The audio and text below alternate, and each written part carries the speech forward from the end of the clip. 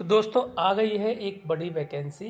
काफ़ी पोस्टें हैं यहाँ पर और मेडिकल कॉलेजों के लिए पोस्टें हैं। Principal cum professor, vice principal cum professor, associate professor, assistant professor, tutor in the field of nursing. Nursing के सेक्टर में प्रोफेसर और ट्यूटर्स की वैकेंसियाँ हैं। ये सैलरी आप देख सकते हैं, अच्छी खासी सैलरी है जो कि संविदा पे है। प्रिंसिपल के लिए 1.14 lakhs, vice principal 120, associate 18,000, assistant 17,000 and tutor के लिए 45,000। और तरीका भी यहाँ पे दिखा हुआ है चयन प्रक्रिया का। Principal, vice principal walk in interview के थ्रू और असिस्टेंट, एसोसिएट, ट्यूटर्स ये written test and walk in interview के थ्रू सेलेक्ट किए जाएंगे। क्वालिफ़िकेशन की हम बात कर लेते हैं। प्रिंसिपल कम प्रोफेसर के लिए आईएनसी के अकॉर्डिंग जो क्वालिफ़िकेशन बताई गई है उसी के अकॉर्डिंग सिलेक्शन होना है। तो MSc nursing complete experience 15 years with MSc nursing, out of which 10 year after MSc nursing in college programme या पीएचडी नर्सिंग डिसायरेबल, यानी कि टोटल 15 साल का एक्सपीरियंस होना चाहिए और एमएससी नर्सिंग के बाद में 10 साल का एक्सपीरियंस कॉलेज के प्रोग्राम में होना चाहिए, किसी कॉलेज प्रोग्राम में। वाइस प्रिंसिपल के लिए भी सेम क्वालिफिकेशन है। यहाँ एक्सपीरियंस टोटल जो मांगा गया है वो 12 साल का मांगा गया है। एसोसिएट प्रोफेसर के लिए सेम क्वालिफिकेशन, लेकिन जो एक्सपीरियंस मांगा गया है वो टोटल 8 साल का और एमएससी के बाद में 5 साल का टीचिंग एक्सपीरियंस मांगा गया है। असिस्टेंट प्रोफेसर के लिए same qualification MSc nursing with total 3 year teaching experience. ठीक है, एमएससी नर्सिंग होना चाहिए और टोटल 3 ईयर्स का एक्सपीरियंस होना चाहिए। ठीक है, उसके बाद में ट्यूटर के लिए एमएससी नर्सिंग प्रीफरेबल है, experience BSc nursing, post BSc nursing with 1 year experience. ठीक है, एमएससी नर्सिंग मांगे गए हैं, यहाँ थोड़ा सा प्रिंटिंग मिस्टेक है।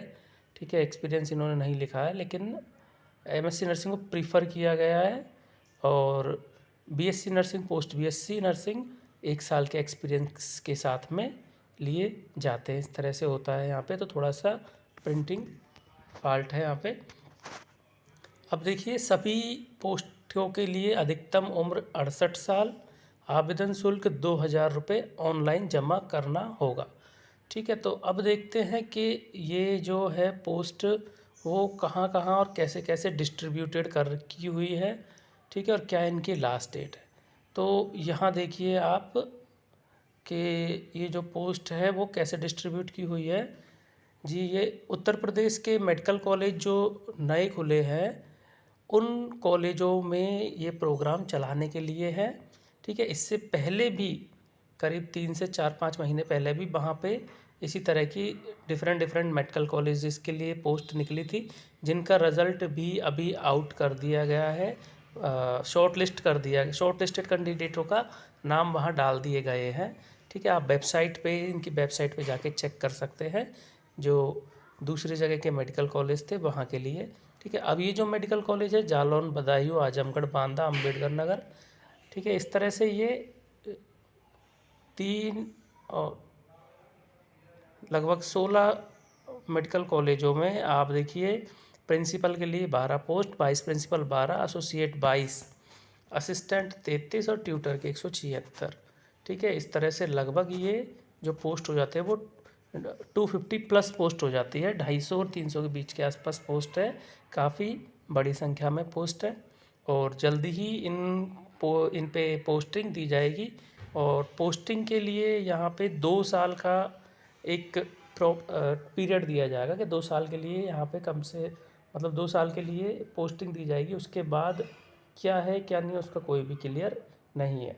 ठीक है, तो आप देखो ये विज्ञापन जो है कार्यालय महानिदेशक चिकित्सा एवं शिक्षा एवं प्रशिक्षण उत्तर प्रदेश लखनऊ से 15 सितंबर का निकला हुआ है। ठीक है, तो अभी योगी जी ने भी घोषणा की थी कि सारे नर्सिंग कॉलेजों को बिल्कुल अच्छे तरीके से चलाया जाए।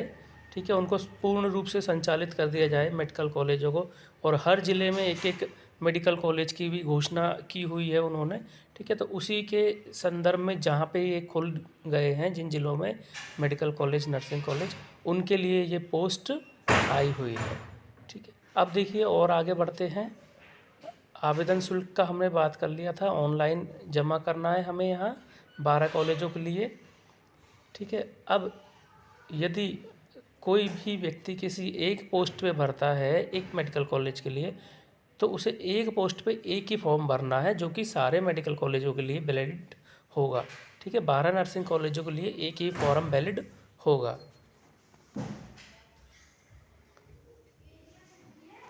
अब और उसमें आगे चलते हैं हम।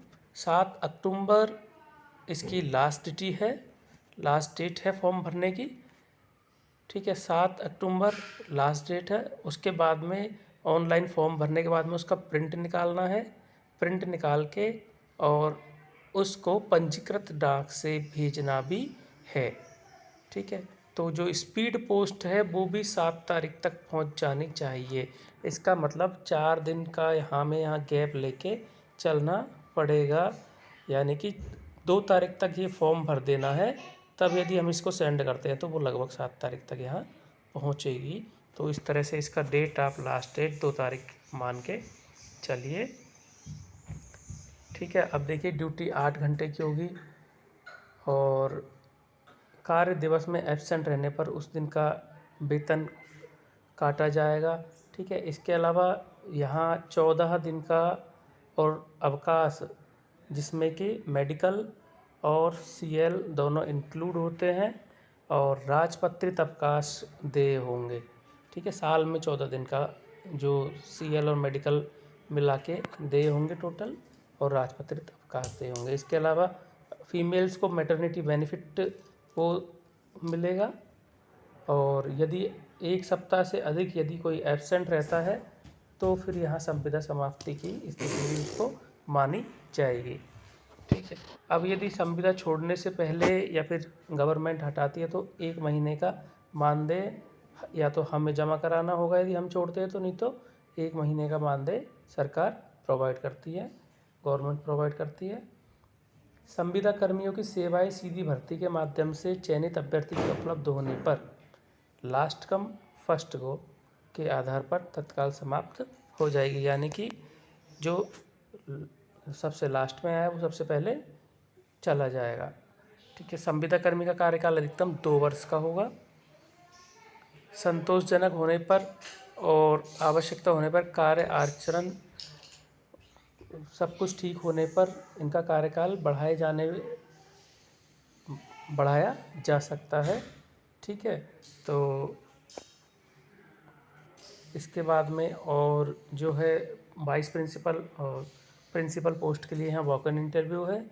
असिस्टेंट एसोसिएट ट्यूटर पोस्ट के लिए walk in interview plus written exam है, ठीक है। तो वॉक इन इंटरव्यू का जो होती है इनकी शर्तें, आपको वेबसाइट जो चेक करना है इसके लिए www.dgme.up.gov.in पे जाके चेक करना है, ठीक है। और सिलेक्शन होने के बाद में यहाँ 15 दिन के अंदर अंदर ज्वाइन करना होता है, ठीक है। तो दोस्तों ये थी यहाँ जो अभी प्रेजेंट में वैकेंसीज आई है।